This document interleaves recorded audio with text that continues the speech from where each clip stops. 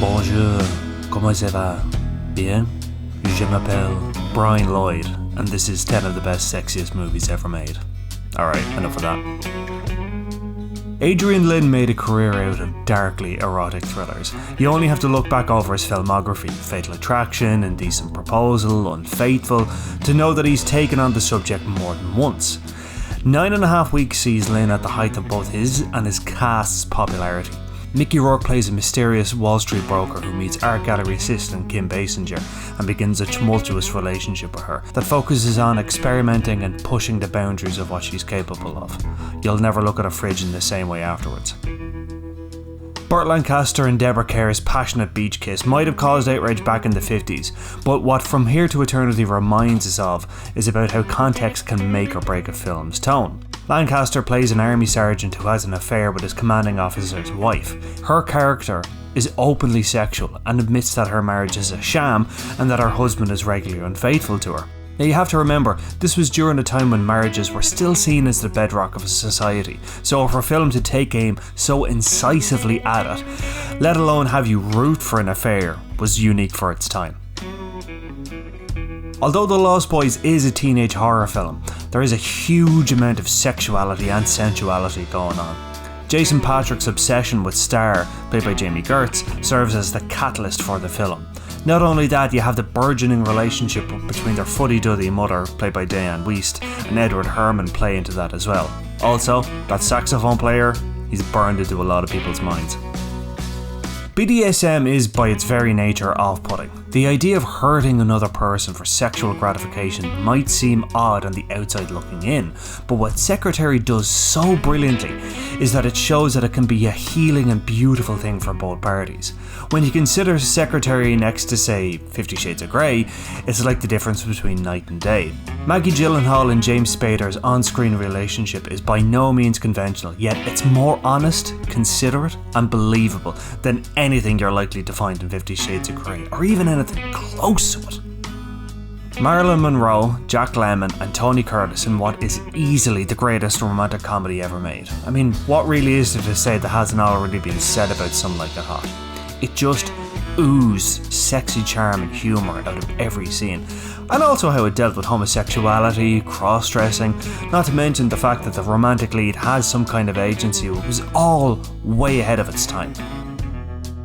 This is probably one of the few examples on this list of a movie that you could probably watch with your parents and it not get super weird.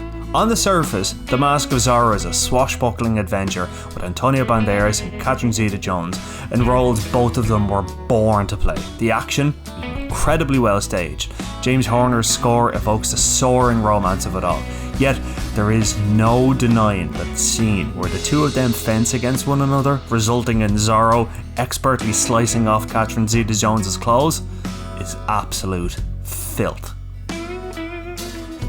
There is likely not a young woman in Ireland who doesn't know Dirty Dancing intimately. It's not just the soundtrack, it is fantastic, and it's not just the tale of sexual awakening through the medium of dance and Patrick Swayze, it's more. Dirty Dancing was in fact a mirror for Ireland's psyche.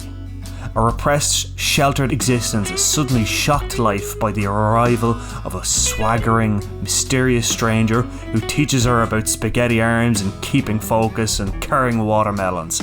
The amount of injury sustained by people trying to do the lift and failing must be in the thousands. David Lynch's films are marked out for their unique visual flair and ability to baffle audiences. Lynch has said on numerous occasions that his work is interpretive and that we project our own meaning onto it. Whatever the case may be, it's clear that Mulholland Drive is one of his finest works. The relationship that develops between Naomi Watts and Laura Elena Haring is mixed with beauty and without luridness or gratuitousness. As for the rest of the film, no idea what's going on, but damn it if it isn't pretty. Lawrence Kasdan, the screenwriter behind The Empire Strikes Back and Raiders of the Lost Ark, made his first foray into directing by tangling with a semi-remake of noir classic Double Indemnity. The movie, Body Heat.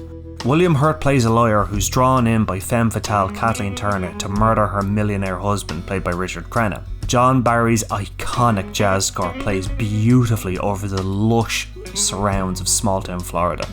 The film is known for its many sex scenes, but what makes Body Heat stick is the incredible performance by Kathleen Turner. Vamping it up and calling back to the likes of Barbara Stanwyck and Laura Bacall, Turner's screen presence was unmistakable. Although it's in the trappings of a crime thriller, Out of Sight smoulders with sexuality. Jennifer Lopez, in arguably her best performance, plays a hard-as-nails US Marshal who's tasked with tracking down bank robber George Clooney. The hunt becomes more than just Lopez's character getting her man, and the chemistry between them is electric and so clearly defined that it's impossible to watch it and not yearn for something to happen between them. Mix that in with Steven Soderbergh at the height of his powers in David Holmes' lounge music soundtrack, and you've got one of the best films of the 90s. And for my money, the sexiest movie ever made. Well, I'm going to take a cold shower after all of that.